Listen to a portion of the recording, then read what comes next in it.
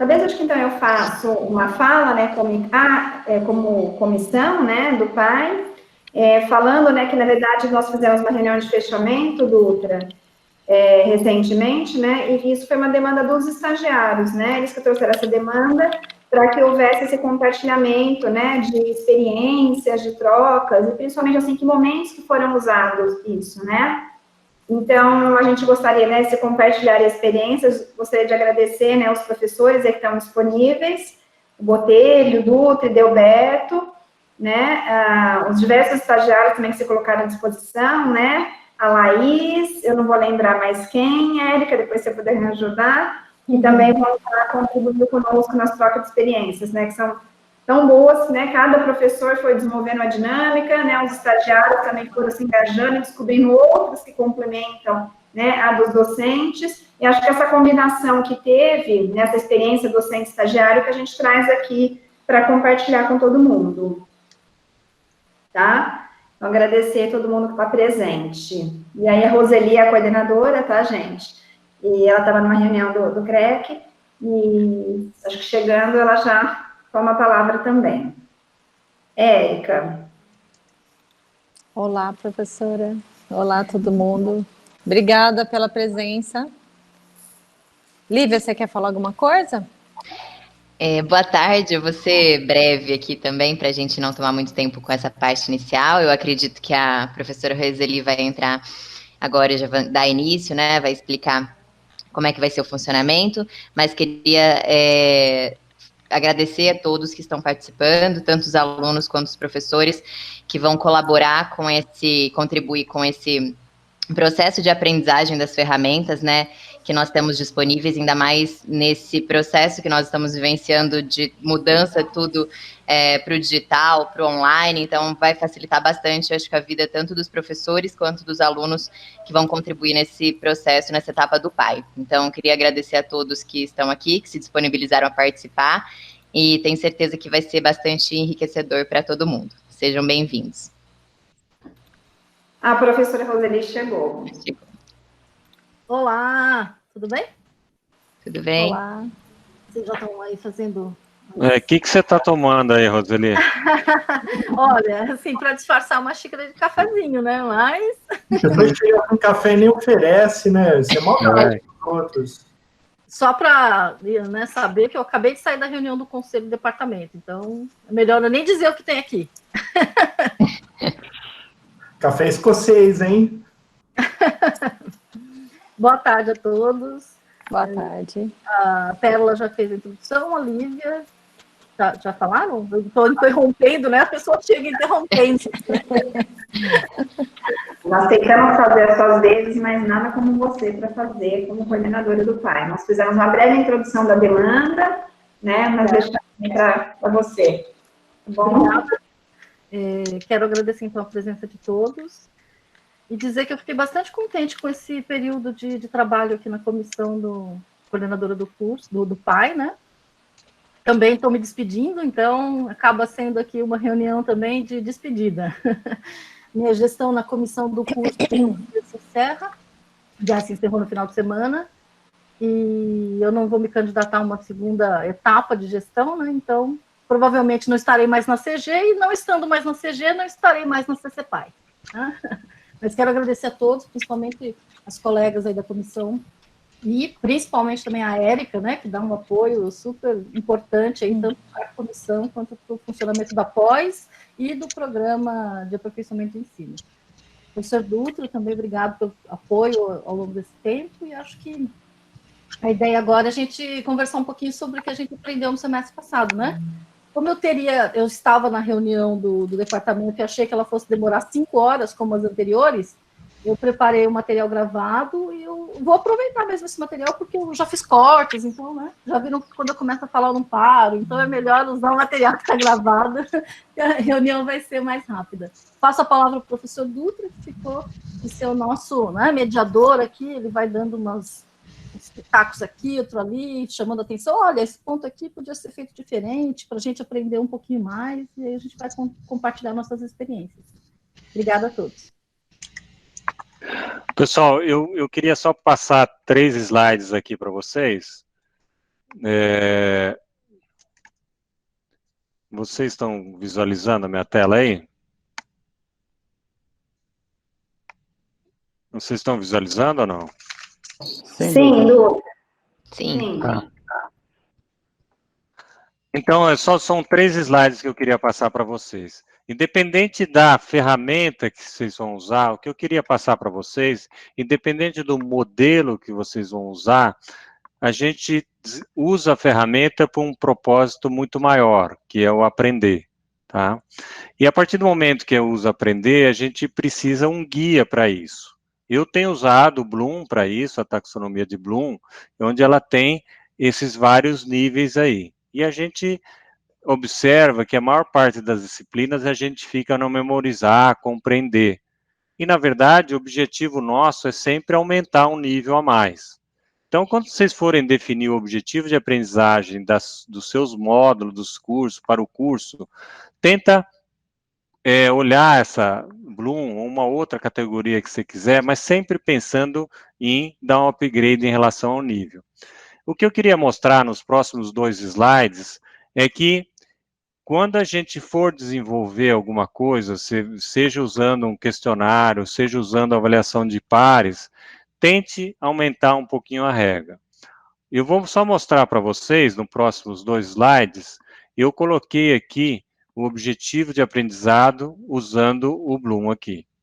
Eu coloquei aqui nesses slides o mesmo tema que a teoria de aprendizagem, descritos de formas diferentes com relação aos objetivos. Se você pegar o primeiro, usar o nível 1, citar as principais teorias, você está só no nível de memorização. Agora, se eu chego no nível 4, que é analisar, é comparar as 3 teorias. Você subiu muito o degrau, tá? O que significa que ele tem que trabalhar nas 3 teorias e comparar as 3. E aí, o que significa isso, se você estiver no primeiro nível ou no último nível? Significa o seguinte, eu vou só passar mais 2 slides. Eu peguei o primeiro objetivo aqui e coloquei no Google. E aí apareceu as teorias de aprendizagem. Ou seja, esse primeiro nível aqui, pessoal, o Google faz para você. Agora, se eu pegar o último nível e colocar no Google, o Google não consegue fazer para você. Então, pessoal, o que a gente tem que trabalhar é usar essas ferramentas para atingir um nível sempre maior. É só isso, pessoal. Agora eu queria saber da experiência de vocês aí.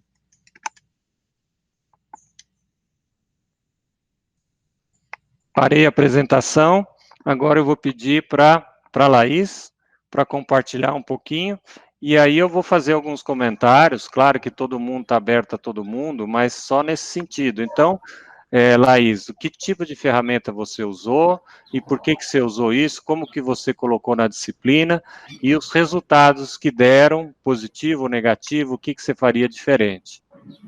Boa tarde, pessoal. Boa tarde, professor Dutra. Bom, as ferramentas que a gente usou bastante na disciplina, da disciplina que eu fui par no semestre passado e nessa disciplina, e é os fóruns de discussão.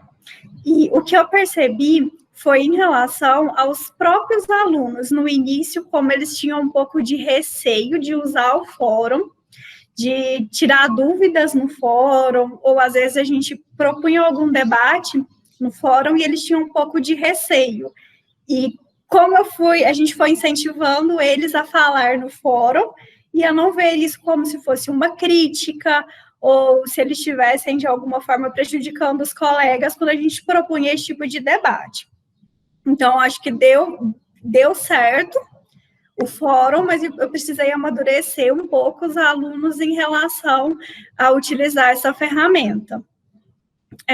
No final da disciplina, nós também fizemos seminários na forma de fórum, então nós mantemos um cronograma, cada grupo ele fazia uma apresentação, gravava a apresentação, postava essa apresentação no fórum, e aí a gente pedia para que os alunos comentassem sobre esse trabalho.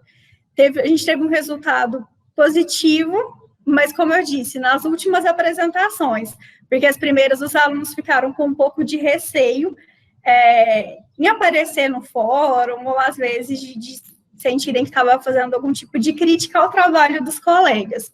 Então, a gente teve que trabalhar um pouquinho para os alunos aceitarem essa ferramenta.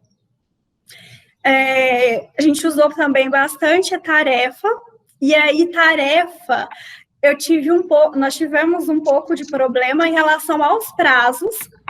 Então, a gente colocava prazo, os alunos perdiam o prazo. Então, o que nós percebemos, e agora nessa disciplina que eu estou como estagiária, nós estamos fazendo dessa forma.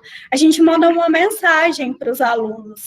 Lá no STOA mesmo, a gente consegue ver lá nos participantes, né, todos os alunos que estão matriculados na disciplina, e a gente começa a fazer isso. Então, por exemplo, tem uma tarefa para ser entregue na segunda-feira. Então, a gente manda uma mensagem para os alunos, para que eles não se percam, né, em relação a esses prazos.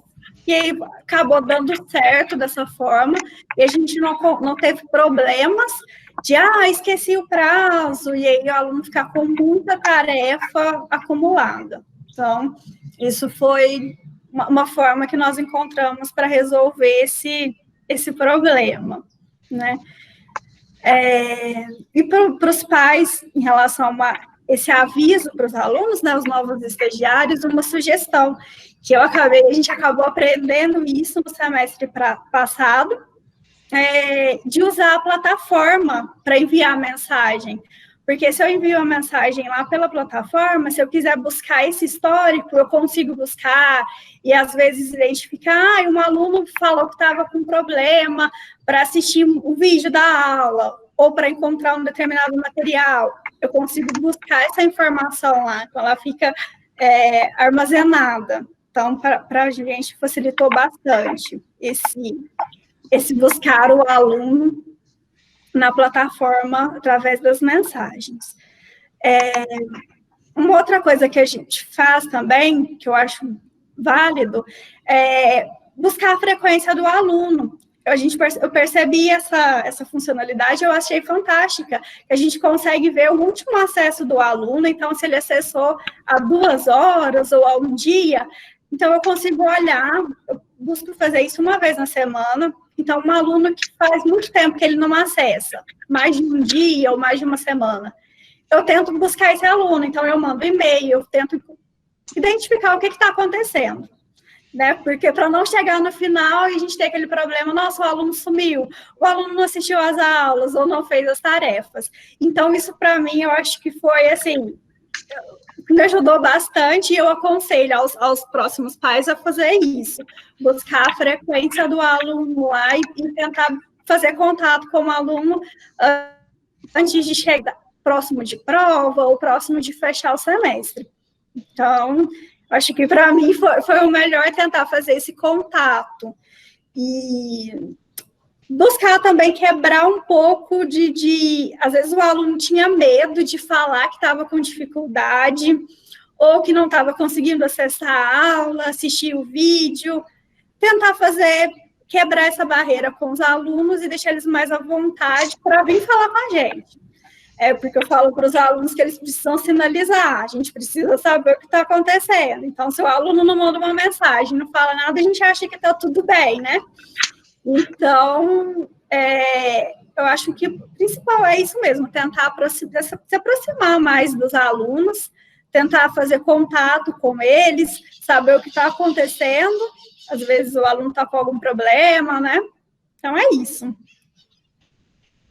A Letícia está me perguntando se a ferramenta do aluno, isso mesmo, lá na plataforma, Letícia, a gente consegue...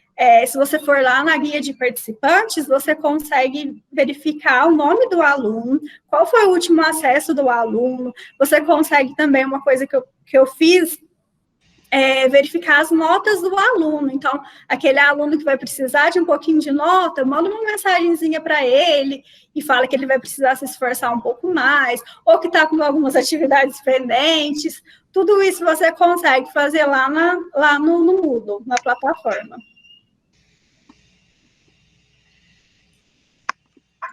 Bom, Laís, eu agradeço as suas observações. Eu queria fazer alguns comentários, mas eu tenho mais uma pergunta para você aí, tá? Claro que quem quiser pode fazer a pergunta, ou pode postar aí também, ou pedir a palavra aí, a gente libera a palavra sem problema nenhum. Alguns comentários que eu gostaria de fazer. Com relação à tarefa, não sei se você conhece, ou as pessoas que estão assistindo, tem um negócio que chama tarefa em grupo. Isso é muito legal, por quê? Porque ao deixar em grupo, você dá nota para um só e todo mundo recebe a mesma nota. Então, esse é um negócio muito tranquilo de ser feito, tá? Essa é uma configuração da tarefa, tá? Com relação a parte de frequência que vocês têm avaliado aí o acesso, eu acho fantástico. Eu tive organizando um evento a semana passada e a gente teve uma palestra do professor Adriano, que é um dos diretores de St. Paul, lá em São Paulo, que é uma escola lá. E eles usam muito inteligência artificial lá, e eles usam um sistema que capta todas as informações do usuário de acesso à plataforma. E eles sabem exatamente quando que o aluno entra, quando que ele posta, os horários que eles postam, e em função disso eles começam a ser proativos. Então é alguma coisa que você está fazendo com uma menor escala, mas é muito interessante isso. E eles diminuíram drasticamente a evasão escolar. Então eles trabalham, eles têm um sistema do Watson lá, do IBM, é muito legal, interage com os alunos, é uma coisa de outro mundo lá, eles estão anos-luz na frente. O Moodle hoje tem algumas ferramentas de fazer data analytics para você avaliar isso. Só que, na minha opinião, é muita informação, dá muito trabalho ver todas as coisas, mas talvez, no futuro, a gente pode começar a olhar para ver alguns comportamentos e fazer uma atuação de uma forma proativa. Como você está fazendo, numa menor escala, mas já com algum sucesso, poderiam ter outras informações. E além disso, com relação a isso, nas minhas disciplinas de graduação, eu costumo usar o WhatsApp para fazer a comunicação com eles. Eu tentei fazer isso num fórum dentro da disciplina, mas as pessoas reclamam que eu não respondo a tempo. Então, mas claro que não é o meu WhatsApp, não, é um WhatsApp da monitora, não sou eu, não. Então, porque senão, pessoal... Agora, uma outra dica, quem for usar o WhatsApp, vocês podem criar o WhatsApp corporativo, de empresa. E vocês podem vincular isso num telefone celular, num telefone fixo comum. E a vantagem desse outro é que você estabelece o horário que você pode atender. Então, a gente fez isso no nosso evento, foi muito legal, funcionou. Agora, a pergunta que eu tenho, com relação ao fórum, pessoal, o fórum tem um autor muito famoso aí que chama Moore, ele diz que os tipos de interação, ele num curso, aluno-aluno, aluno-professor e aluno-conteúdo. Aluno-conteúdo, a gente trabalha muito bem, porque a gente fornece o material. Aluno-professor, a gente trabalha mais ou menos, porque às vezes a gente posta lá e não faz a interação com o aluno, mas a gente desenvolve sim isso. Agora, o que a gente não desenvolve é aluno-aluno. O que significa interação aluno-aluno? É você provocar um aluno em relação ao outro. Olha, ele fez isso naquela escola, será que isso funcionaria na sua? Agora, por que as pessoas não fazem isso? Dá muito trabalho. Então, a pergunta que eu faço para você, como é que foi a interação aluno-professor e aluno-aluno dentro do seu fórum? Então, professor, realmente, essa provocação aluno-aluno, ela dá... foi o que eu percebi que a gente teve mais dificuldades. Então, sempre no fórum, os alunos postavam e eu tinha o cuidado de responder o aluno. Às vezes, de alguma forma objetiva, até para ele não se sentir, eu estou postando, mas né, o monitor ou o professor não tá percebendo.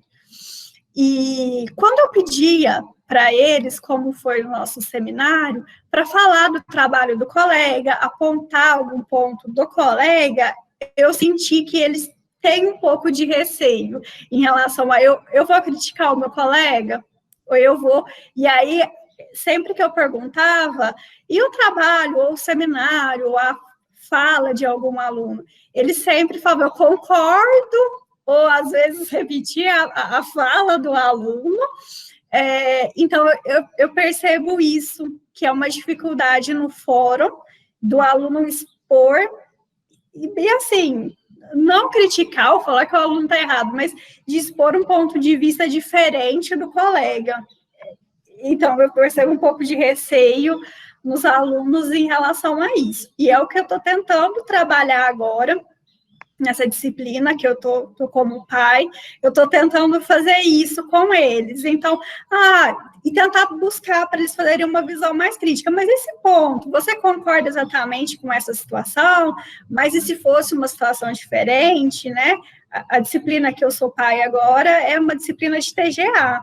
Então, eu acho que, até por ser um pouco mais teórica, eu consigo essa discussão, mas você entende essa situação, mas se fosse uma situação diferente, ou se fosse de uma forma diferente que o seu colega falou. Então, eu estou conseguindo fazer eles se soltarem um pouco mais em relação a isso, mas a interação aluno-aluno no fórum é a que eu percebo que é mais difícil, assim. Legal, eu acho legal essa sua experiência, viu, Laís? E eu vou só compartilhar esse semestre que, né, não era para ser online, do semestre passado, e eu tinha programado toda uma dinâmica, porque eu percebi que os alunos são muito corporativistas, assim, eles não gostam de falar mal dos outros, assim, parece que existe uma ética aí entre eles aí. E aí, o que eu fiz? Eu fiz uma dinâmica dos 6 chapéus, então, conforme o chapéu que a pessoa está usando, ele vai fazer uma crítica ou falar um elogio. E aí eu comprei o chapéu, tudo, e não pude usar, porque estava na pandemia, né? Mas aí eu fiz assim mesmo. Então, a partir do momento que ele usava um chapéu de uma cor, ele tinha que fazer um elogio. Quando eu usava o chapéu de elogio, era uma beleza, todo mundo falava que uma beleza. Quando usava o chapéu que tinha que fazer crítica, eles começavam com elogio, assim, para ir só acostumando na coisa, e faziam uma crítica, assim, pequenininha, assim, passando de raspão, né? E então, eu achei que é um negócio meio cultural, assim, o fato das pessoas não gostarem de fazer uma certa crítica aos outros aí. Então, o que eu falo para vocês em relação ao fórum, a gente precisa treinar essa ideia de ter crítica construtiva, significa um ajudando o outro. Eu trabalho muito o conceito de comunidade de aprendizagem, e a ideia de comunidade de aprendizagem é mostrando que você vai poder ajudar o colega, não é só o professor. Às vezes o aluno tem uma linguagem muito mais próxima, etc., tal, e se ele incorporar isso, significa que ele está ajudando o colega aí, tá? Então, eu acho que é importante isso que você está falando, quer dizer, a gente acostumar as pessoas que o fato de uma crítica é uma ajuda com o outro colega, e não uma crítica naquele sentido que só para prejudicar ele, tá? Então, acho que é muito legal a sua participação, essa sua... Inclusive, você mostrou algumas maneiras aí de você corrigir alguns eventuais rumos para as próximas aí. Eu não sei se mais alguém tem alguma contribuição aí antes da gente passar para a próxima. Queria fazer uma observação. Pois não? Como exploradora também, né, que não sabia nada de disciplina, eu nunca tinha usado a disciplina, gente. Eu colocava todo o meu material num site aberto. Eu sou favorável ao conteúdo aberto na universidade. E aí tive que migrar, de repente, para disciplinas. Mas, enfim, eu fiz uma experiência semestre passado com o fórum, e o que eu ia perguntar, na verdade, é mais também para o produto que tem mais conhecimento da parte tecnológica, eu senti muita dificuldade de motivar os alunos, mesmo valendo nota, hein? Porque comigo tudo vale nota, né? Que é a nossa moeda de troca. mesmo valendo nota, os alunos tiveram muita dificuldade. Assim, a dificuldade de usar o fórum foi porque eles usam uma coisa muito mais eficiente, que é a comunicação por WhatsApp, né? Então, eles tinham o WhatsApp o grupo do trabalho prático da disciplina de econometria. Então, eles se comunicavam, decidiam tudo pelo WhatsApp, e aí eles ficavam bravos porque eu exigia que eles fossem ao fórum colocar as questões para eu poder responder e ver o andamento do trabalho, né? E isso valendo nota. Então, eles ficaram assim um pouco... Eles foram e fizeram, tudo protocolar, né? Todo mundo tinha que ir lá e postar alguma coisa, o outro tinha que responder, aí um ia lá, postava, o outro ia lá e respondia, mas já estava tudo combinado antes, entendeu? Então, eu senti muita dificuldade, porque eu acho que a ferramenta, do ponto de vista tecnológico, ela já está meio ultrapassada. Então, não sei, queria ouvir um pouco a posição de vocês sobre isso. Laís, você quer falar alguma coisa? Eu também, essa questão do WhatsApp, que a professora Roseli falou, eu também percebi isso, e os alunos me cobravam às vezes também, professora.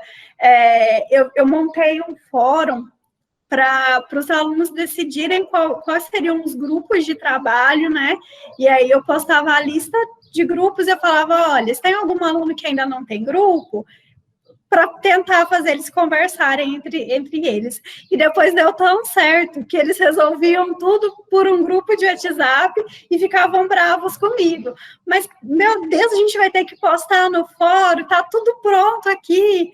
E o nosso fórum não valia nota, né? Essa participação. Então, foi uma briga com o WhatsApp também, professora. Então, até queria ouvir do professor Dutra, né, alguma sugestão para a gente deixar mais dinâmico isso e, não sei, competir com o WhatsApp, ou, às vezes, de alguma forma, usar os dois em conjunto, né? A gente pode fazer isso.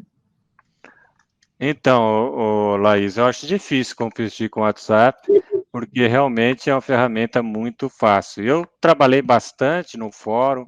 Hoje, depois, se vocês quiserem, eu posso falar em um outro momento. Hoje eu automatizei todo o processo do fórum. Então, eu tinha um mecanismo que eles tinham que postar no mínimo 3 perguntas ou respostas dentro do fórum.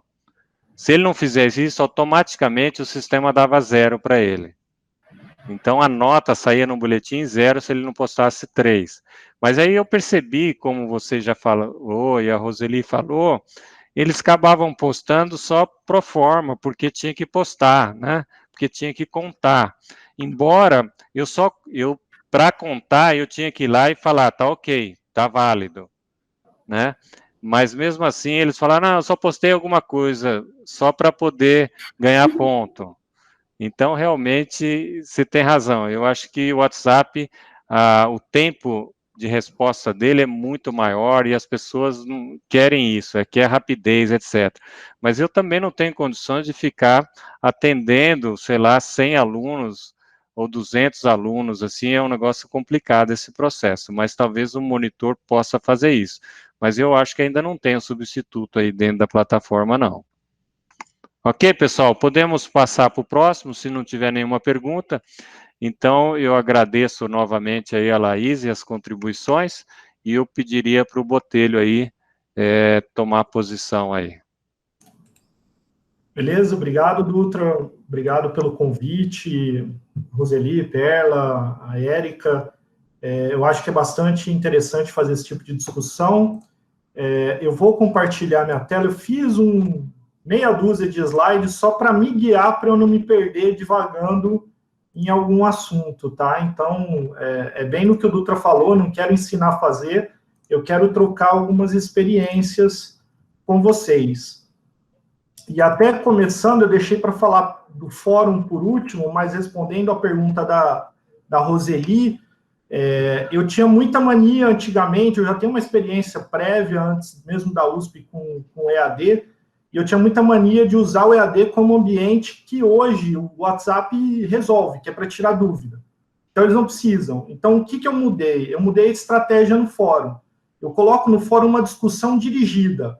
Vamos discutir isso aqui. Aí eu trago uma notícia, normalmente alguma coisa que aconteceu por aqueles dias, tem a ver com a matéria, e vou discutindo a opinião com eles. Também com avaliação por nota, porque senão fica aquele proforma, concordo com fulano e tá por aí. E aí acaba funcionando melhor, porque eu tiro coisas para resolver ou para tirar dúvida, o WhatsApp está imbatível, não tem como. Então eu deixo ali um ambiente para discutir algum ponto, levar uma discussão mais delimitada. Mas vamos lá.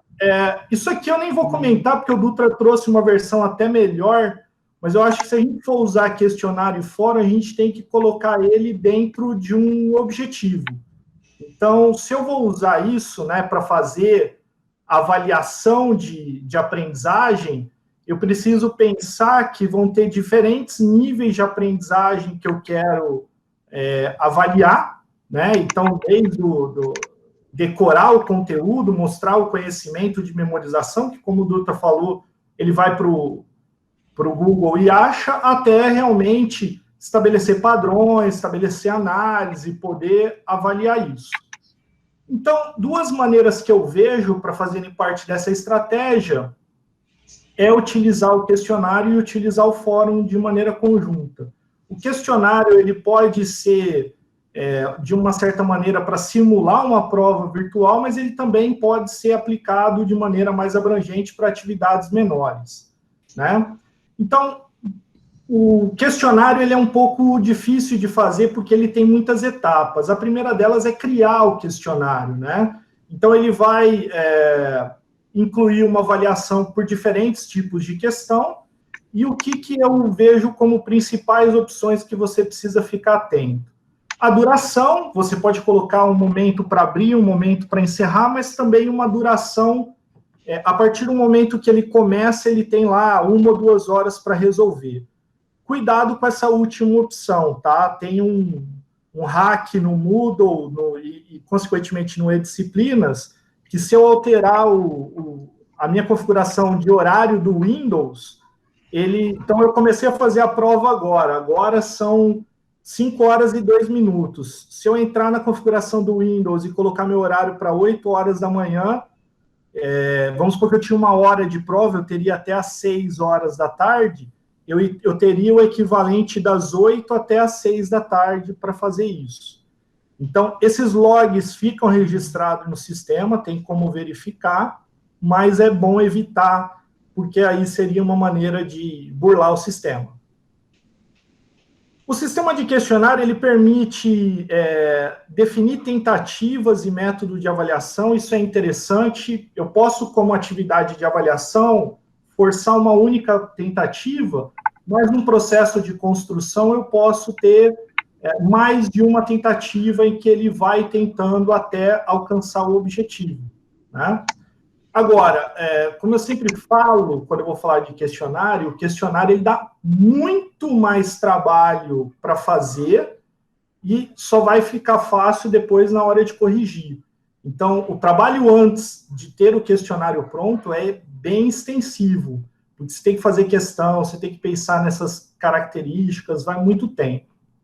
Em geral, uma página nova para cada pergunta e aleatorizando, misturando as questões, as alternativas para facilitar. Quando eu vou utilizar como ferramenta de avaliação em prova, eu também deixo a opção de revisão para ele poder verificar o que ele acertou, o que ele marcou só depois do fechamento do questionário. Porque senão o sistema ele vem para a hora que terminar já ter o feedback do que eu acertei e do que eu errei. E aí, obviamente, isso pode ser compartilhado. Se é uma atividade mais simples, eu acho que não vejo problema, mas se é uma atividade de avaliação, fica também prejudicado, porque mesmo sorteando questões, o WhatsApp corre rápido e eles já vão saber qual é a alternativa correta. Depois de feito o questionário, eu preciso criar as questões, que é a ferramenta dentro do banco de questões. E aí, essa ferramenta permite você criar categorias de questão. Então, eu recomendo que você possa criar essas categorias por conteúdo. Olha, tal conteúdo da matéria, porque aí na hora de montar a avaliação, você pode escolher quantas questões de cada conteúdo.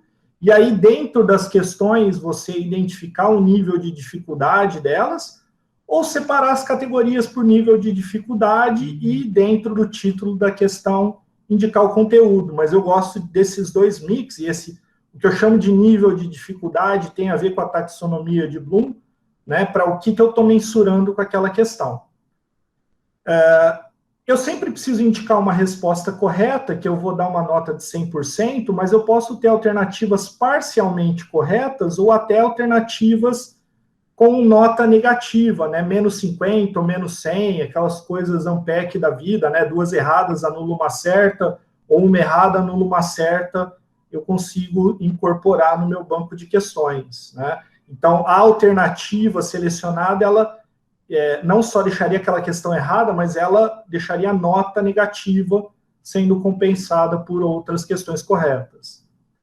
E aí, o que é importante vocês terem em mente é que o eDisciplinas, o Moodle, ele tem uma variedade muito grande de questões. Porque o pessoal, quando fala de questionário, só pensa em múltipla escolha, que eu coloco 4, 5 alternativas e uma é correta e as demais não, ou verdadeiro ou falso. Na verdade, ele tem muitas outras opções que podem criar uma avaliação mais completa.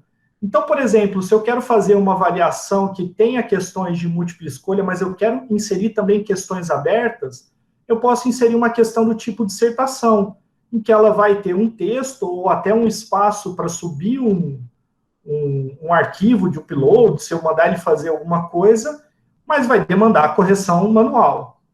Tem questões que possibilitam alternativas numéricas, e aí, então, ele vai lá, eu coloco a equação, ele tem que preencher o campo, porque eu poderia falar, quanto que é 1 mais 1? Alternativa A, 2, alternativa B, 3. E, obviamente, tem aquele próprio viés do criador da questão, que não necessariamente ele vai pensar em todas as possibilidades que o aluno pode se enganar.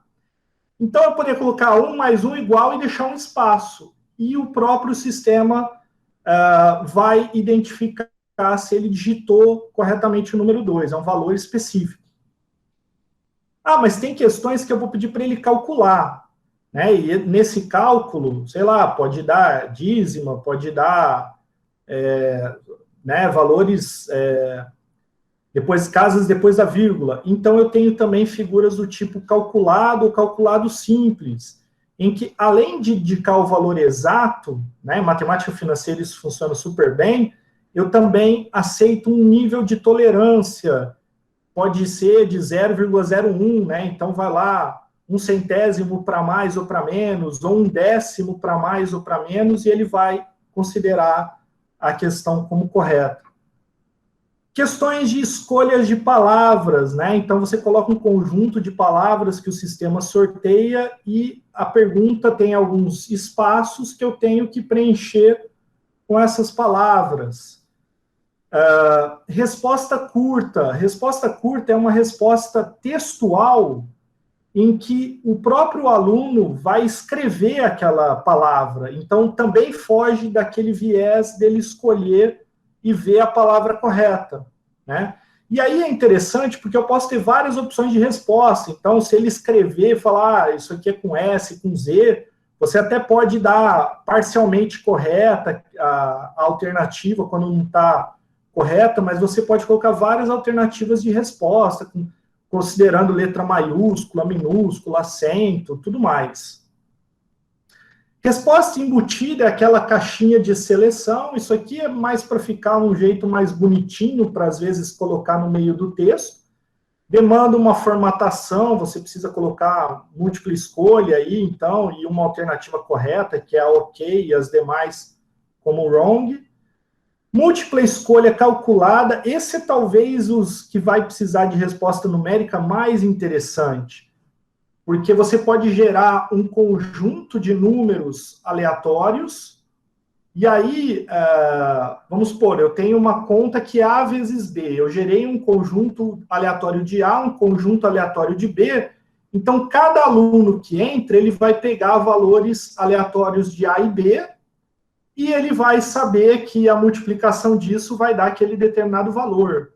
né? Então, dá um trabalho enorme programar isso aqui, esse tipo de questão, mas ela é interessante porque, pô, se o aluno resolver, mesmo que ele compartilhe com o outro, não necessariamente o outro vai ter a possibilidade de gerar aquela mesma resposta, porque os valores das questões vão se alterar. E uma coisa que é muito útil, que o pessoal às vezes esquece, é a descrição, que não é uma questão, mas serve para colocar um texto, serve para colocar uma figura. Então, dá até para você montar questões fixas com um único texto de origem e as respostas, as questões seguintes se referirem a esse texto, né? Feito isso, veja, eu criei o questionário, eu criei as questões no banco, aí eu preciso montar o questionário, que é lá em editar questionário. E aí, então, eu posso colocar ali mesmo, adicionando uma nova questão, ele cria uma questão nova, do banco de questão, e aí, por exemplo, eu falo assim, não, independente da prova, eu quero que essa questão esteja lá para todo mundo, né? Pode ser uma questão aberta, o que for, eu gosto, às vezes, de fazer isso. Então, eu vou lá e seleciono a questão específica. E uma questão aleatória, aí pode ser 1, 2, 3, eu vou lá e seleciono dos bancos de questões separados por assunto ou separados por dificuldade, né? E ainda posso, entre essas questões, colocar novos títulos. Então, dá para fazer, olha, esse pedaço aqui é sobre tal tema, ou esse pedaço aqui são questões de teste, esse pedaço aqui são questões abertas. Então, é uma maneira de resolver e você depois consegue exportar essas questões, usar em outras vezes que for utilizar o Moodle e o eDisciplinas para outras disciplinas, né? E o fórum, né? O fórum é um bastante válido também como ferramenta para uma discussão assíncrona, e essa é a dificuldade dele em relação ao WhatsApp, porque o WhatsApp é assíncrono, mas tem um tempo de resposta muito menor, né? Então, o que eu tento fazer é criar um foco numa discussão. Então, eu coloco lá uma temática de discussão e os alunos vão adicionando, mas é possível deixar até para eles irem criando os seus fóruns, né? Também, se for avaliado, você pode ter uma data limite, que depois dessa data não consegue mais participar, ou que é a data de entrega, ou a data limite, que seria a data para avaliação.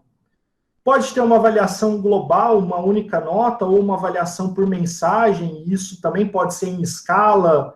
E aí, o próprio eDisciplinas criou algumas escalas, que então pode ser curtir ou não curtir, pode ser de 1 a 5 estrelas, pode ser nota de meio ponto, de 0 a 10, pode ser até a própria escala da pós-graduação para disciplinas de pós, que é A, B, C e R, né? Então, você pode jogar já, tem professor que gosta já de usar essa escala, e a nota vai ser definida aí, então, por a média, a contagem, a nota máxima, a nota mínima, né? Então, o Dutra falou, olha, precisa ter 3, então precisa ter uma contagem 3. Eu gosto de usar, quando eu vou usar essa ferramenta, a nota máxima. Então, pode ser que o cara tenha feito algumas mensagens ou participações que não agregaram muito valor, concordando, ou só dando algum feedback raso. Mas se ele fez uma bacana e conseguiu uma nota boa, é essa nota que vai valer, independente das outras não terem sido tão boas, né? Então, eu acho que são algumas ferramentas que a gente tem que podem auxiliar a verificar o nível de aprendizado dos alunos, né? E que dão uma boa margem aí. Obviamente, dá para ficar bastante tempo, mas como eu só tinha 15 minutos falando disso. Aí, só um detalhe também que a Roseli comentou, que ela gosta de material aberto, eu também gosto muito. Quando você cria a disciplina no eDisciplinas, tem uma opção de deixar ela aberta para o Google. E aí, qualquer pessoa que fizer busca no Google, ou qualquer pessoa que encontrar, ela pode acessar o seu material. Quando eu crio as minhas disciplinas, eu tendo a deixá-las abertas, então já aconteceu assim de aluno de outro estado, de região norte, nordeste, mandar e-mail para mim, pô, professor, eu peguei esse material da sua aula, porque todos aqueles arquivos que a gente deixa lá acabam sendo encontrados pelo Google. Então, dá uma abrangência boa para isso. É isso aí, estou à disposição de vocês. Botelho, obrigado pela sua apresentação. E eu queria fazer 2 comentários aí em relação. Você também mostrou Bloom aí, a taxonomia original de Bloom, tá? Eu usei adaptada, mas isso só difere um pouquinho, isso não tem muito problema. Mas eu trouxe até um slide melhor, falei, ó, vou até pular, porque o do Dutra tem o detalhamento. Mas, mas o que eu queria ver com você, quando você usou esse questionário, né, e quando você usou esses fóruns, você consegue chegar num nível maior? Porque o fórum, quer dizer, eu posso chegar num nível mais simples ou um nível mais alto. No caso do questionário, você tem uns lá com as numerações, tal. Não sei se eu uso alguma coisa aberta para que eles possam escrever, mas eu queria só que você comentasse aí, já que você colocou aquela taxonomia, se você consegue evoluir, se você conseguiu ou não conseguiu, o que você planeja fazer diferente para o próximo? Uhum. Com o fórum, realmente gerar engajamento deles é mais complicado, mas o fato de eu colocar notícia algumas vezes, colocar situações de empresa e pedir para eles analisarem, ajuda a fazer esse nível mais elaborado de análise. Porém, a gente tem que manter uma certa recorrência, e isso foi uma dificuldade para mim, porque eu estava sem suporte de pai e tudo mais, porque às vezes se esgota rapidamente o que foi proposto a ser discutido. Então, você precisa tirar da manga um novo caminho a se discutir, senão começa a derrapar, fica tudo mais do mesmo. Nos questionários, esse tipo de análise mais profunda, conhecimento, né, eu consigo fazer mais com questões do tipo aberta, né? Então, claro, em algumas disciplinas que eu dou, que tem principalmente de contabilidade, finanças, que tem alguns cálculos, fazer esse tipo de questão que você pode inserir número, você pode inserir texto, é legal porque você foge muito do cara chutar e ter 20% de chance de acertar, né? Mas, por outro lado, esse nível de abstração mais evoluído, você vai conseguir realmente com questões abertas. E o bom é que dá para você fazer um mix dessas coisas, né? O pessoal, às vezes, acha que só usando a figurinha da tarefa é que dá para colocar a questão aberta, mas, na verdade, essa questão do tipo dissertação, ela é igual à tarefa. Você pode definir um espaço maior, você pode definir que o cara pode mandar um PDF, um doc, coisas do tipo, né? A Roseli colocou aqui também a questão da trapacear no tempo aí, né?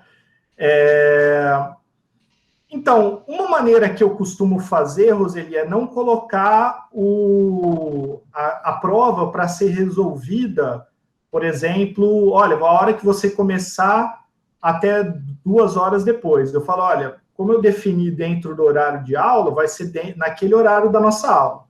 Claro, pode ter uma situação do aluno, professor, minha internet caiu, surgiu um problema, posso ter, mas aí eu prefiro lidar mais com a exceção e depois ver uma alternativa de uma segunda data, uma segunda prova, uma sub para esses casos, do que necessariamente ficar na situação de, olha, vocês têm 2, 3 dias para resolver e a partir do momento que você entrou, você tem 2 horas.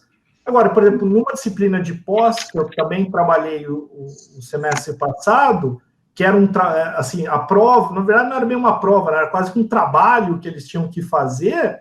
Poxa, eu virei e falei assim, ó, vocês vão ter até tal data para entregar, porque isso aqui não adianta vocês conversarem, cada um acaba fazendo a sua resolução. Então, eu acho que são estratégias que a gente precisa tomar um pouquinho de cuidado, só para não deixar muito fácil, né? Eu perguntei porque quando eu fui fazer quiz com o banco de questões, eu mexi em todas as configurações, né? Eu sou daquela que entra em tudo, configurações avançadas, eu clico para ver o que tem dentro. E aí eu encontrei essa configuração aqui que eu acionei para todos os quizzes. Eu dou 20 minutos só para fazer um quiz, entendeu? E aí eu acionei isso, mas eu não sei como funciona, se funciona ou se ele seria uma maneira de não permitir esse tipo de mudança do horário, do Windows. Mas esse tipo de alternativa que eles têm 20 minutos depois de iniciado o quiz é justamente a que ele consegue trapacear. Então, se eu entrar lá no meu sistema e mudar para 1 hora antes, na verdade eu vou ter 1h20. Então, eu consigo infinitamente. Dá para você descobrir? Dá. Porque depois que ele enviar, se você for lá nos logs, porque o Edisciplina salva log de tudo, você vai ver que a pessoa clicou para iniciar tal hora e enviou um tempo muito maior depois. Né? Mas, assim, poxa, é um trabalho que eu acho que a gente evitaria ter que ficar olhando isso um por um para evitar. O pessoal que desenvolve o Moodle, eles meio que têm ciência disso. E tinha até um outro problema também no questionário que dava para alguns lugares ver a resposta quando você deixa a resposta aberta, mas, por enquanto, é um problema que não resolveram. Né? Então, tem essa... Vamos dizer, você tem essa margem aí que é bom ficar atento, porque pode acontecer. Eu achei que acionar essa configuração que eu coloquei aqui no chat seria uma forma de impedir, mas então não, né? Não, é isso mesmo que eles conseguem fazer. Ilusões, então. Obrigada. Imagina. Então... Posso aproveitar? Pode fazer pergunta ou não? Claro, claro. O Botelho, então você sugere que a gente, por exemplo, se eu quero que eles façam um quiz em 20 minutos, eu estabeleço, todos iniciam 9 horas, 9h20 eu faço o questionário. Exatamente, eu posso até colocar lá no questionário, ele vai estar aberto 9 horas, 9h20 ele vai fechar, porque aí eu não consigo, ele não consegue alterar, porque eu uso a hora do sistema. O problema é que a hora que ele começa o reloginho lá, né, 20 minutos. E aí, esse reloginho, ele é do browser, do Chrome, do Edge, e ele usa a hora que está no meu Windows. E aí, se eu vou lá e altero a hora do meu Windows, eu engano ele. Assim, é um detalhezinho que pega. Então, tá bom. Botelho, obrigado aí das respostas. Agora a gente vai dar prosseguimento aí. O Guilherme. Guilherme, você está... Opa, estou aqui sim. Boa tarde, pessoal. Eu fiz o PAI com o professor Tabajara na disciplina de matemática financeira. Então, toda a aplicação foi bem direcionada para esse lado. A gente fez uso do fórum de discussão, mas não para discussão e sim para dúvidas. Só que eu estava com receio de que alguns alunos ficassem constrangidos. Eu abri também o e-mail e foi 99% das dúvidas por e-mail, bem pouquinho pelo fórum só, mas como a gente estava esperando interação entre eles, além do um aluno poder ver a dúvida do outro, né, que foi o que a gente acabou perdendo. Dentro de questionário, as questões do tipo fórmula funcionaram perfeito para a gente consegue alterar elas, principalmente em matemática financeira, né, que é muito fácil de você copiar, se você conseguir só ver a resposta final, por exemplo. Também, em questão aos prazos, no começo da pandemia, teve toda aquela questão de disponibilização do kit USP, que não era do acesso de todos para a internet e tudo mais. Então, a gente estendeu os prazos do início da disciplina, já tendo certo de que depois os prazos não seriam mais estendidos. E o STOA, ele tem um problema bem chato. Isso acontecia 2 anos atrás, eu não testei para ver se ainda acontece. Mas a opção padrão de um prazo é até a hora 00 de um dia. E quando você colocava isso, por exemplo, 00 do dia 2, aparece para o calendário do aluno que o prazo que ele tem é até o dia 2. Mas, na verdade, não é, porque quando se torna dia 2, acaba o prazo. Então, isso causa uma confusão terrível para o aluno que se programa pelo calendário, que é o jeito mais fácil de você olhar várias disciplinas de um único jeito. Todo mundo tem no Stoa um calendáriozinho lá em cima, você acessa e você vê todos os prazos no futuro. Bom, mas o foco que eu vou dar aqui é para gravação e disponibilização de aulas. Então, eu vou compartilhar a minha tela inteira e vou fechar a minha câmera aqui para mostrar para vocês algumas coisas dos programas. O meu foco vai ser em mostrar algumas possibilidades que a gente consegue explorar. Vocês já estão vendo a minha tela? Ainda não. Agora está chegando. Perfeito. Agora apareceu. Então, o jeito mais simples que eu encontrei de gravar uma aula é através do próprio PowerPoint. Não tem aqui na barra de opções, mas se eu clicar com o botão direito personalizar, eu consigo ativar a barra de gravação e de desenho. Isso me permite fazer uma gravação de aula pelo próprio PowerPoint, escolhendo gravar apresentações. Ele vai me dar aqui uma tela preta, eu posso dar play para gravar, já aparece a minha câmera aqui, e conforme eu vou gravando as aulas, eu não vou fazer isso agora porque eu já estou transmitindo, pode ser que pese muito no computador. Eu posso rabiscar, por exemplo, fazer contas aqui na tela, é ideal para isso que você tenha uma caneta, né? Com o mouse fica bem difícil. Posso tirar a minha câmera também. Então é super básico uma gravação de aula pelo PowerPoint, mas também é super fácil. Acredito que a maioria de vocês tenha o PowerPoint aí. Então já consegue uma ferramenta básica para fazer as gravações de aula. Depois as anotações ficam salvas também, muitas vezes os alunos querem os PowerPoints com as anotações. Então isso é uma alternativa interessante e super tranquila. O próximo passo, eu diria que é o OBS. Ele é mais interessante, tem mais possibilidades e é um pouquinho mais difícil de usar. No OBS, você pode, por exemplo, capturar a sua tela inteira. Vou colocar aqui só como exemplo para vocês verem. Aqui ele está capturando toda a minha tela. E para eu começar a gravar a minha tela, seria só apertar iniciar a gravação. Só que tem muitas outras possibilidades. Eu posso gravar também a minha câmera. No caso, essa é a câmera do meu celular, porque a câmera do meu notebook é essa que não é tão boa. Pode até parecer melhor, só que quando eu expando ela fica diferente. Para conectar a câmera no celular, eu uso o Droidcam. Você instalar ele no computador e no celular, você consegue fazer isso. É interessante também. De repente, dá para trabalhar com 2 ângulos. Quando você grava a aula com um slide, às vezes você quer fazer umas anotações, ter a opção de ver qual é o próximo slide.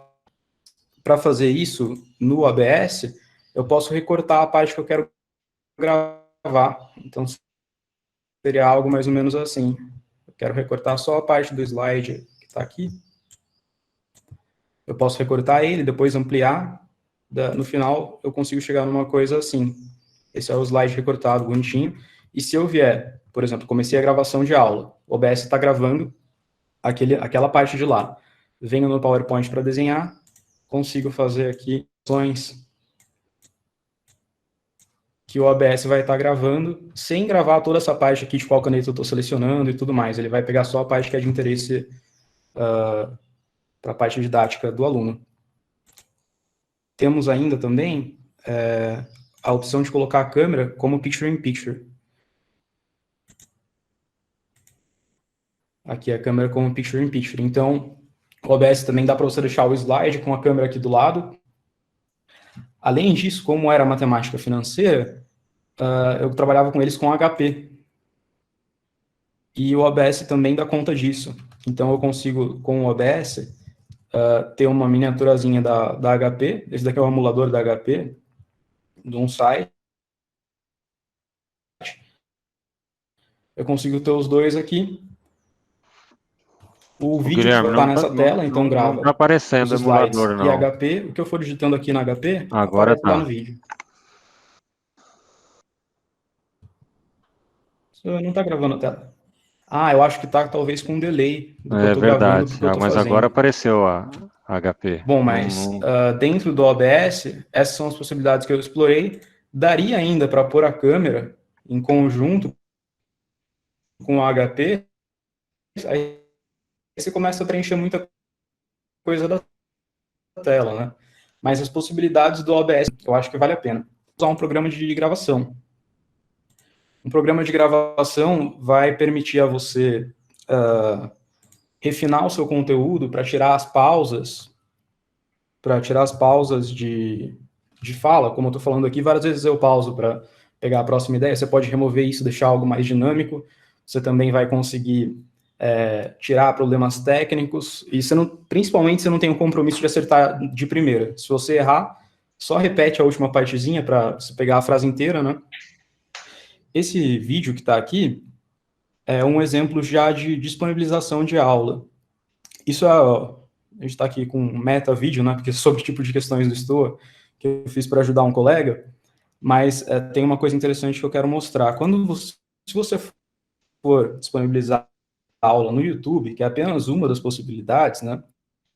No STOA a gente tem outras, inclusive, eu acho que a Roseli vai falar sobre os vídeos interativos. Você pode segmentar o seu vídeo. Então, por exemplo, esse vídeo sobre os tipos de questões, eu explorei 4 tipos de questões, e aqui está demarcado quando começa cada tópico. Você poderia aplicar isso numa aula também. Aqui na barra de progresso do vídeo, quando você seleciona ela, mostra qual o assunto de cada tópico também, de forma semelhante. Agora, opa, eu dei play. Agora, a disponibilização, a gente tem essa no YouTube.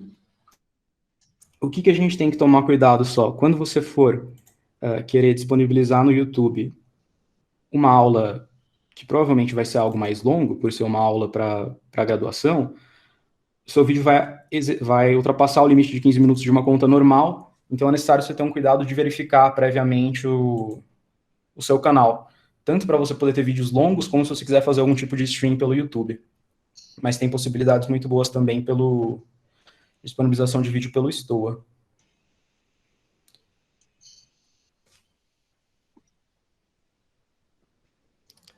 Bom, acredito que é isso, então dá para a gente gravar pelo PowerPoint, tem o OBS, N outros softwares, né? Em questão à edição, é onde eu acho que tem uma curva de aprendizado que pode ser bastante longa, dependendo do software que você escolhe. Aí é importante ter um cuidado com qual software você vai trabalhar.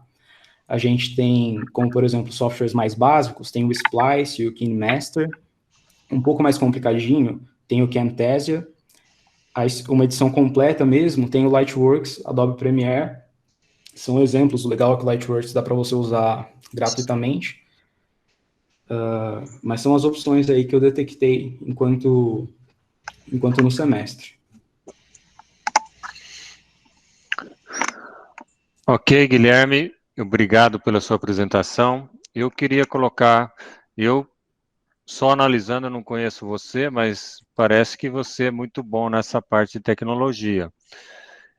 Quando você fala da curva de aprendizagem, eu acho que mesmo do OBS é uma curva maior que o pessoal normal aí, que a gente está acostumado que a gente conhece aí. Então, realmente, quando você fala do PowerPoint, realmente é bem tranquilo esse processo. Os outros eu acho que realmente demandam um pouquinho mais, que numa curva de aprendizagem que talvez nem todo mundo tenha esse tempo disponível ou essa experiência que você tem aí.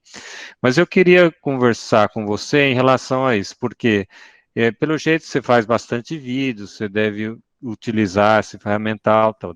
Agora, o fato de ter um vídeo lá na disciplina, isso não significa que ninguém vai assistir, tá? Até a Roseli deve mostrar aí o H5P, onde você tem algumas perguntas no meio, tal. Como que você trabalha essa ideia de você ter os vídeos e aí você ter um feedback em relação àquele material que, teoricamente, era para aquele ter estudado ou aprendido alguma coisa aí? Como é que você trabalha em relação a esses materiais e a forma que ele possa aprender em cima dessas formas aí? Perfeito. Na minha experiência, como se tratava de matemática financeira, o mais importante era que o aluno entendesse o conteúdo e conseguisse aplicar ao fazer as contas. Então, toda semana a gente colocava tarefas relacionadas ao vídeo, então, tarefinhas semanais do conteúdo da semana, seja juros simples, juros compostos, taxa over, assim por diante. Cada semana tinha tarefas para eles resolverem, tarefas do livro, que também serviam como presença. Então, servia como 2 formas, né? A gente captava a presença deles e via e percebia se eles estavam ou não conseguindo interiorizar aquele conteúdo. como forma de feedback do vídeo, a gente não usou nenhum método dedicado para isso, mas eu cheguei a receber alguns via e-mail. Eu estava bem próximo dos alunos por e-mail, já que eu estava tirando as dúvidas deles por lá.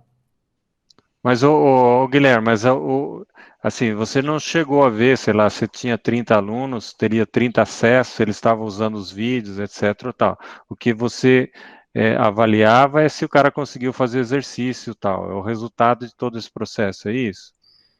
Principalmente, a gente olhava também o número de acessos nos vídeos, e o YouTube te dá o tempo médio de visualização dos vídeos, então são duas informações interessantes, mas que também são muito fáceis de distorcer, né? Porque o aluno às vezes pode entrar, assistir metade do vídeo, depois ele entra, assistir metade do vídeo, a outra metade, né?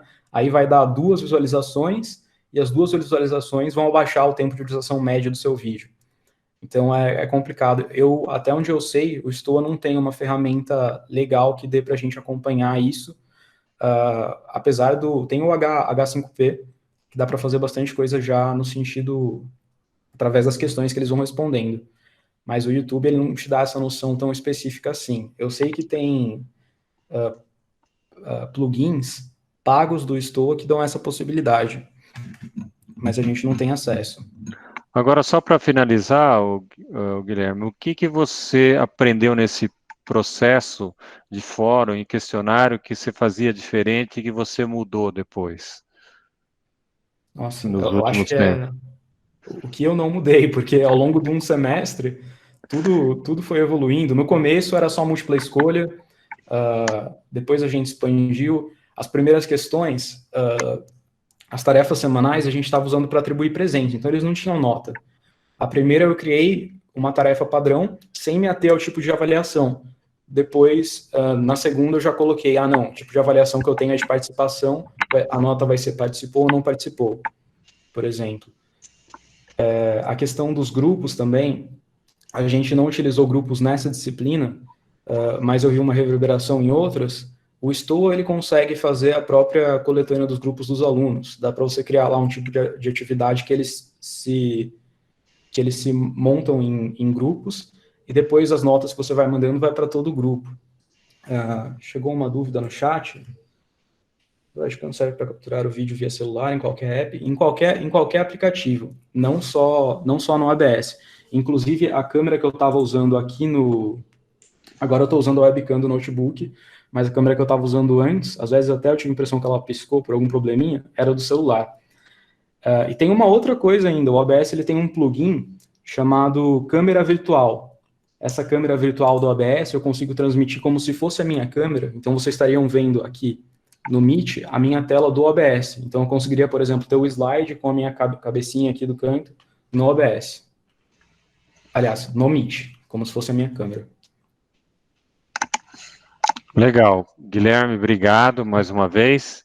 Não sei se tem alguém que gostaria de fazer uma pergunta para o Guilherme. Opa, a Flávia aí, você consegue ver no chat, Guilherme? Consigo.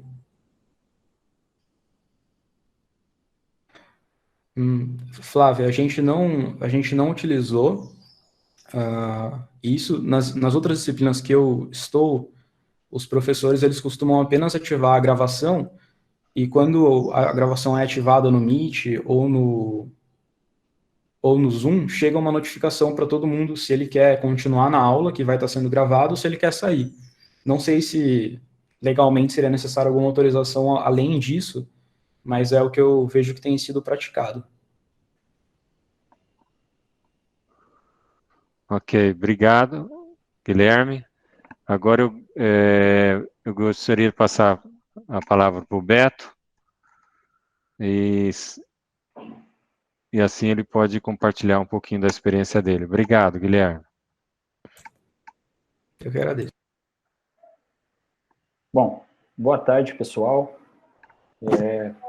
Agradeço o convite, né, a comissão do PAI, né, e principalmente a Érica, que dirigiu o convite para mim. Obrigado, um prazer poder falar para vocês, e compartilhar essas experiências, aprender um pouquinho também aqui com vocês, né, por mais que a gente utilize o e-disciplinas, o antigo Stoa, né, muitos alunos ainda chamam de Stoa. a gente sempre vai aprendendo algumas coisinhas, né? E é interessante como o Botelho colocou ali a questão das fórmulas e você colocar um conjunto de valores, eu nunca tinha utilizado, eu vou pensar em utilizar agora, vou testar isso daí agora. Antes de eu falar a minha experiência aqui, eu só avisar que às 6 horas eu vou ter que sair porque eu tenho uma disciplina, eu vou fazer uma participação numa disciplina do CNC, então provavelmente eu não vou conseguir assistir a apresentação da Roseli, me desculpe, Roseli. Tá? A minha fala aqui, eu vou aproveitar 2 coisas que o pessoal comentou, o Botelho e também o Guilherme, né, para fazer um comentário e colocar uma experiência também. Primeiro, com relação ao questionário, né, que eu uso não como prova, né, então a estratégia que eu estou usando é não ter prova, então quando mudou para virtual, para remoto, né, eu decidi não fazer prova, em consequência eu estou fazendo uma série de atividades, intensificando as atividades por cada módulo que eu tenho dentro do Stoa, né, do Moodle. E penso esses módulos também, com cada um com seus objetivos, cada um com suas atividades, e cada atividade com seu objetivo, dentro daquela taxonomia que tanto o Botelho quanto o Dutra já comentou, tá? Com relação ao questionário, que eu chamo de quiz, acho que a Roseli também chama de quiz, né? Ao final de cada sessão, eu lanço uma quiz, né, para os alunos responderem, tipo questões de fixação. Também coloco um tempo, não sabia dessa maneira de burlar o tempo, só que os meus tempos são bastante curtos, né? Quem fez disciplina comigo, o Guilherme fez, ele sabe que os meus tempos são bastante curtos, né? E inicialmente eu não colocava esses tempos, né? O que os alunos faziam? Eles pegavam, na verdade eu colocava até um tempo maior.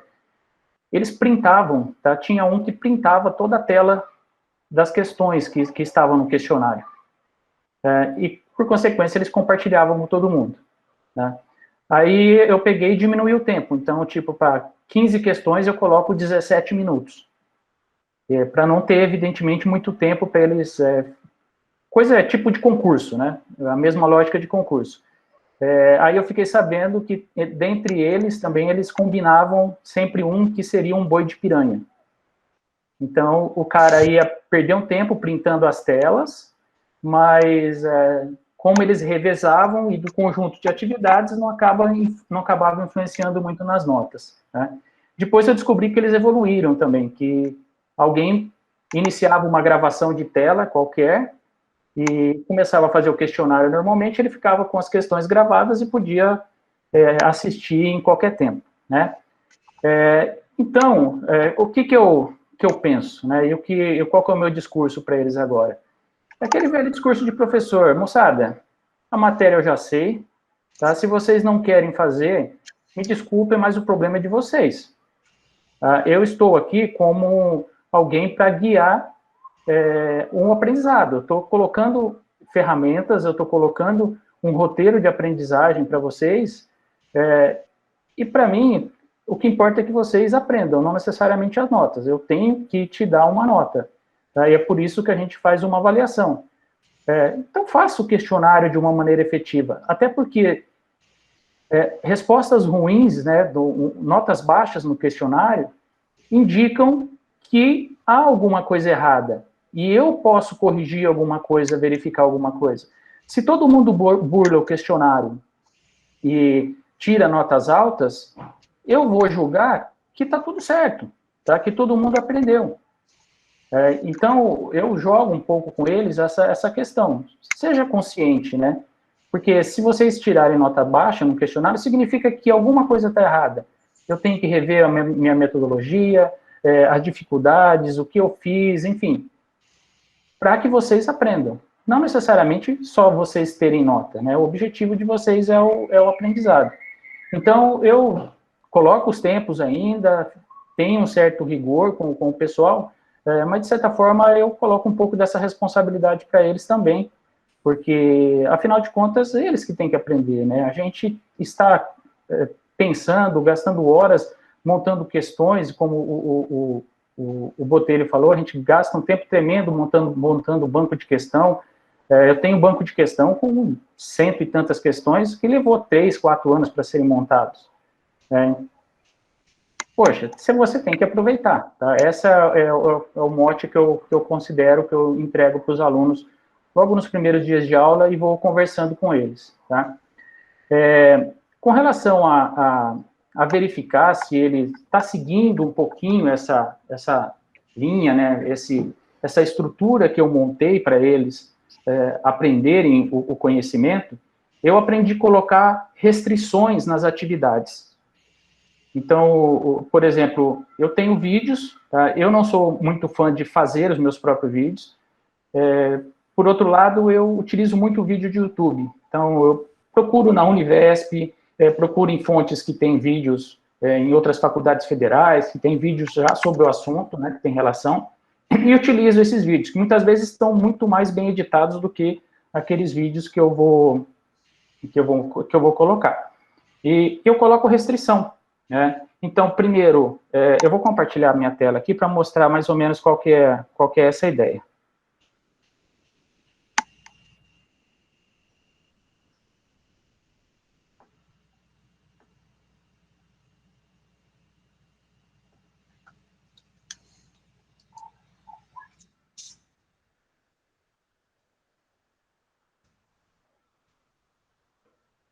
Vocês estão vendo minha tela aí? Tá. Então, aqui, por exemplo, essa é uma disciplina, certo? E o que acontece aqui? Esse questionário, que é um questionário de revisão para esse módulo sobre pensamento computacional, né? Ele só vai abrir para o aluno se ele cumprir essas 2 atividades que eu propus para ele. Quais são essas 2 atividades? Essas 2 que estão aqui, ó, tá? Como que eu, em teoria, faço isso? Eu não vou pegar elas, porque senão vai alterar minhas configurações lá, ele vai chiar um pouco. Então, vamos supor que eu queira colocar essa de baixo, né? Vou fazer a edição dela aqui. E ela tem uma opção aqui, que é a conclusão de atividade. Eu peço para que os estudantes manualmente cumpram essa atividade, ou eu posso colocar quando alguma condição for satisfeita, né? Por exemplo, ele, no mínimo, visualizar. Se ele vai assistir todo o vídeo, ou se ele não vai assistir todo o vídeo, eu caio de novo naquele discurso que está disponível para você. Eu sugiro que você faça, né? Então, ele fica com essa marquinha aqui. E para eu adicionar ela aqui, eu também venho aqui e vou colocar aqui como uma restrição. Então, venho aqui embaixo em configurar e restringir acesso. Tá? Então, aqui eu tenho 2 já colocadas. Eu posso, ao invés do E, que está aqui, eu posso colocar ou, que é que deve ou não deve combinar tudo, ou qualquer uma dessas atividades, e posso adicionar restrição. Essa adição de restrição pode ser a conclusão de atividade, aquilo que eu coloquei, pode ser uma data, pode ser uma nota que ele obteve numa outra atividade, certo? Pode estar relacionado somente a um grupo de alunos, tá? Enfim, eu consigo fazer uma série de restrições aqui, eu não vou aplicar ela, né?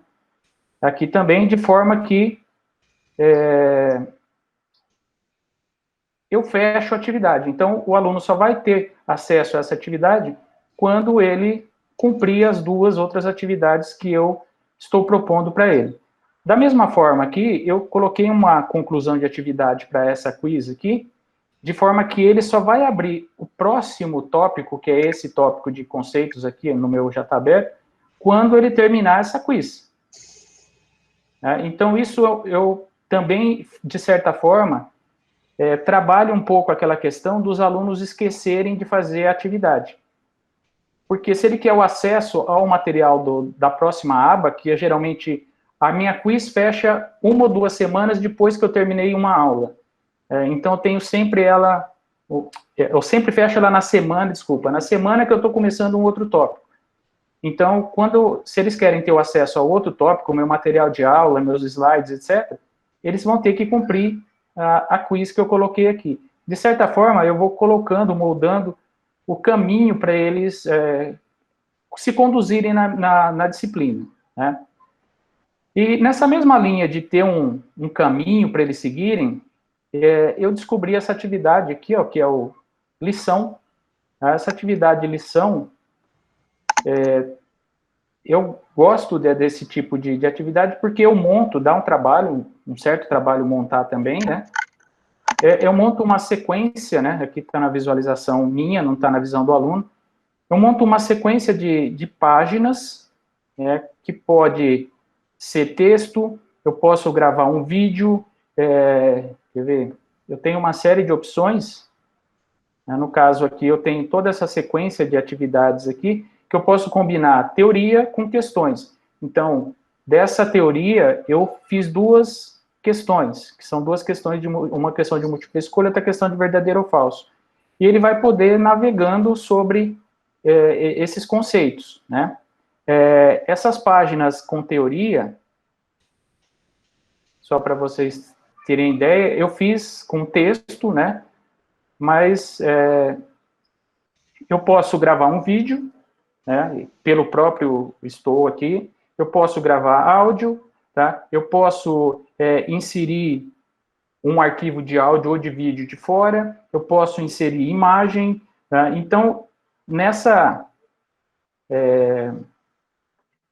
nesse recurso de lição, eu faço justamente esse caminho que o aluno vai seguindo. Então, em teoria, eu peço para ele ler esse material, ele vai avançar, tá? Então, aqui ele tem a questão, se ele acertou a questão, eu posso fazer ele voltar para a questão anterior ou não voltar para o texto, né? Se ele errou, eu faço ele voltar para o texto, eu posso fazer isso, aqui eu não configurei, e ele vai seguindo todo o caminho até chegar lá no fim, né?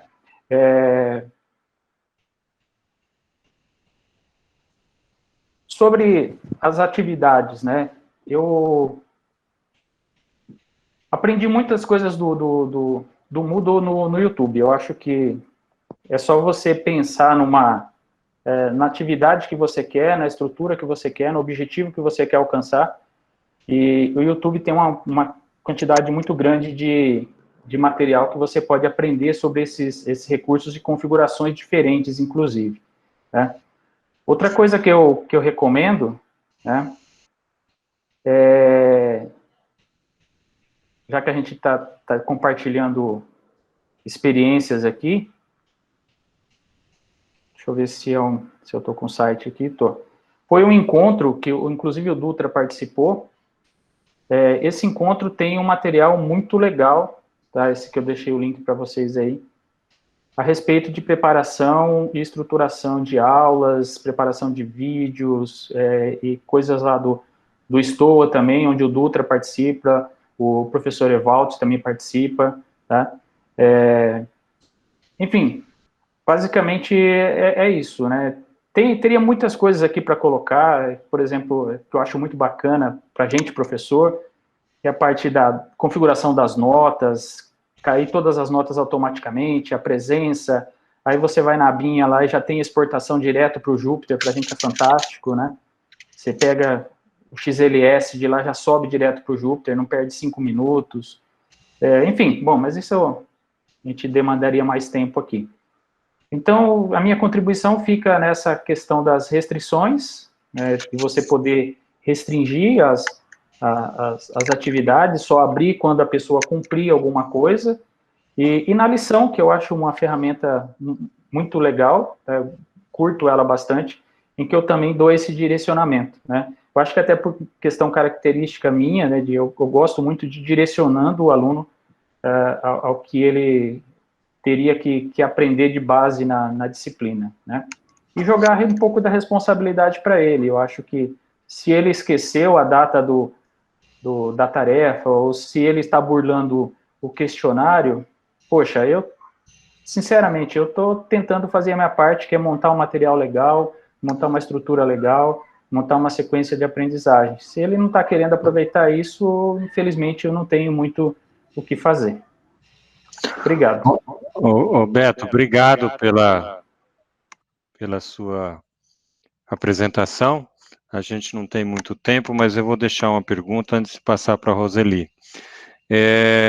A gente tem trabalhado todo esse período sem uma capacitação devida aí dos professores, ou seja, todo mundo fazendo o melhor que pode. A gente avaliou que a gente conseguiu passar todo o conteúdo que foi necessário nesse período todo. Eu não sei se as pessoas aprenderam como deveria aprender num curso presencial. Isso a gente não sabe, mas talvez mais no futuro a gente vai poder responder essa pergunta aí. Mas o que eu queria perguntar para você, quer dizer, a partir do momento que vier para o ensino presencial, que eu acredito que não vai ser mais presencial e vai ser um híbrido, o que você aproveitaria desse período, ou desses ensinamentos, para um ensino presencial futuro? Só um detalhe, Dutra, você falou do aprendizado. Antes, eu não restringia os acessos. Eu colocava o tempo dos questionários, das quiz, mas eu não fazia essa questão de restringir, só abrir o questionário se ele tivesse visto, lido o texto ou visto o vídeo que eu teria colocado para ele, né? Eu notei um leve aumento de notas dos quizzes a partir do momento que eu comecei a fazer essa guia para eles, tá? Eu tentei reestruturar isso num artigo, mas não foi muito aceito, porque eram períodos diferentes, né? Eu peguei de uma disciplina diferente, de período diferente, aí o revisor foi muito chato, não quis saber muito do meu artigo, né? E também não tinha um rigor tão estatístico para eu poder avaliar, mas eu particularmente notei que os alunos, eles aprenderam um pouquinho mais quando eu coloquei, pelo menos em termos de notas, que colocando essas restrições, eles começaram a observar um pouco mais aquele vídeo ou aquele texto que eu colocava como requisito para ele fazer a quiz. Tá? Então, de certa forma, ele pegou, melhorou um pouco o contexto da aprendizagem, sim. O que eu vou levar? Do Dutra, acho que eu vou levar bastante coisa, viu? E principalmente aprimorando essa parte dos quizzes, das atividades, a possibilidade de fazer uma aula remota, por exemplo, que agora a gente sabe que é possível, que os alunos vão aderir, então você pode ir para um congresso, alguma coisa assim, fazer essa aula remota, né? Mas em termos de ambiente, eu pretendo continuar usando exatamente o mesmo ambiente que eu uso, tá? Que eu melhorei aqui no Store, se voltar presencial. A diferença é que eu não vou mais fazer a aula remota, mas o restante das atividades serão todas direcionadas e trabalhadas em cima do Store, inclusive questão de presença e controle de frequência, assim por diante. Ok, obrigado. Mais uma vez, sou Beto. E agora eu queria passar a palavra para a última apresentação, que é da Roseli. E eu não sei se ela quer que passe o vídeo, ela vai falar um pouco, mas eu já faço uma provocação se as pessoas aprendem ou não nesse modelo. Dutra, eu acho que eu queria propor uma pequena mudança aqui no final. Acho que a gente está, né? A gente já está aqui conversando há um tempo, acho que a gente aprendeu bastante coisas, e como eu tinha preparado um vídeo com a minha apresentação de vídeo interativo, eu sugiro que a gente deixe disponível para as pessoas e depois eles podem acessar, e se quiserem perguntar alguma coisa. Então só responde a minha provocação. Tá, eu acho que a gente está muito longe de fazer algo que seja eficaz em termos de aprendizado nos nossos ambientes online. A gente tem conhecimento, a gente tem pouco apoio, né, para a infraestrutura de tudo isso. Eu acho que o ambiente de aprendizado à distância ele funciona bem com assessoria, né? Ou seja, com pessoas que nos ajudam a preparar e a responder e a fazer o aprendizado ser dinâmico à distância. A gente foi para o ambiente de ensino online, de repente, né? Como você mesmo disse, sem nenhum tipo de treinamento, sem conhecer nada. Eu fiquei muito frustrada semestre passado, porque eu fiz muitas coisas, eu aprendi muito, eu tentei incentivar ao máximo os alunos a aprenderem, e eu sei que o resultado foi muito ruim em termos de aprendizado. Assim. Eu diria que dos meus 60 alunos, 10 realmente aprenderam razoavelmente o que era necessário ali, né? Qual era o objetivo daquela disciplina. O resto foi cola, foi trabalho mal feito, foi apresentação em vídeo, lendo texto na hora de apresentar. Eu nunca admitiria isso numa sala de aula, entendeu? Um aluno pegar um papel e fazer uma apresentação de trabalho lendo um papel. É zero. Só que eu não consegui prever isso quando defini as regras da atividade. Aí, quando eu recebi os resultados, estava tudo horrível. Aí eu ia fazer o quê? Reprovar todo mundo? Entendeu? Então, foi bem difícil, assim. Esse semestre eu estou um pouco, né, estou testando outros instrumentos. Eu acho que a minha estratégia é não fazer aula síncrona, eu acho completamente ineficiente a aula síncrona. Eu acho que nenhum aluno aguenta aprender olhando para um vídeo 1h40. Então, eu faço plantões de dúvidas semanais com os alunos, e aí estimulo que eles perguntem, estimulo que eles façam, né, tragam ali as suas dúvidas, e eu vou tendo informações adicionais, vou olhando dados, para que eles se sintam mais motivados a estudar. E aí eu faço as videoaulas, e é por isso que eu ia apresentar aqui, então, um instrumento que, ao mesmo tempo, me permite já ter uma pequena avaliação, né, do aluno, e, ao mesmo tempo, contabilizar a presença e dar conta desse número mágico aí que a USP quer que a gente coloque no final do semestre, que é o percentual de presença dos alunos, né? Então, a USP não facilitou nada o nosso trabalho, porque, por exemplo, esse tipo de responsabilidade ela poderia ter excluído nesses 2 semestres, né? A gente não precisaria ser obrigado a ter que dar um percentual de presença para os alunos nesse ambiente online, né?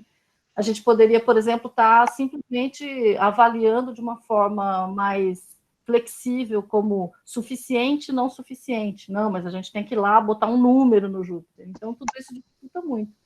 Mas, ao mesmo tempo, eu acho que, assim, independente dessas questões institucionais, eu acho que a gente está num trabalho muito pouco eficaz, assim, em termos de aprendizagem. Mas, enfim, é o que a gente tem que fazer nesse momento, né? Eu espero que para o retorno presencial, que a gente tenha de aprendizado seja no sentido de valorizar mais o ensino presencial, entendeu? E de entender que a interação, o momento que você está na sala de aula, ele produz um efeito de aprendizado que a gente não consegue reproduzir neste formato que a gente está usando o ensino online, né? Talvez com o ensino à distância, com ferramentas adequadas, com estrutura adequada, até seja possível reproduzir. Mas nesse ambiente de simplesmente dar aula pelo computador, eu acho que é bem pouco eficiente. Mas, então, assim, minha proposta é que as pessoas depois quiserem acessar o vídeo, já está disponível no YouTube também, e quiserem entrar em contato, fiquem à vontade. Eu queria deixar um pouco mais as pessoas perguntarem aí para finalizar. O que você acha? Acho ótimo. Então, a gente abre aqui a sessão, mas eu tô visualizando, assim, um futuro. Na próxima pandemia vão ter robôs que vão dar aula com inteligência artificial. Você só escolhe a disciplina, fala para ele e vai embora. Opa! Pessoal, está aberto. Está aberta a sessão. Quem quer fazer algumas perguntas para a gente finalizar o evento, fique à vontade aí. Dutra, eu vou aproveitar aqui a abertura. O Gilberto citou as restrições, uma que eu achei muito útil, todas dentro da mesma disciplina do STOA. Ô Então, Guilherme, a gente... pode repetir, porque deu uma picotada aí, fazendo favor. Repito sim. A gente fez uma aplicação interessante da restrição, no sentido de trabalhar com 2 turmas numa única disciplina do STOA. A gente estava com o pessoal da administração diurno e noturno. Então, por exemplo, a prova, eu colocava lá a prova 1, e eu colocava uma versão da prova 1 que era para o noturno, com a restrição de que o usuário só conseguiria ter acesso se ele tivesse na turma respectiva. E a outra prova, por exemplo, do noturno, que o usuário só teria acesso se fosse do noturno. E depois a gente teve, inclusive, a prova substitutiva, que eram só 4 alunos que fariam, só poderia fazer se fosse aquele número USP que eu especifiquei. Então, todo mundo conseguiria ver que tinha uma prova ali, só que para acessar a prova, só o usuário.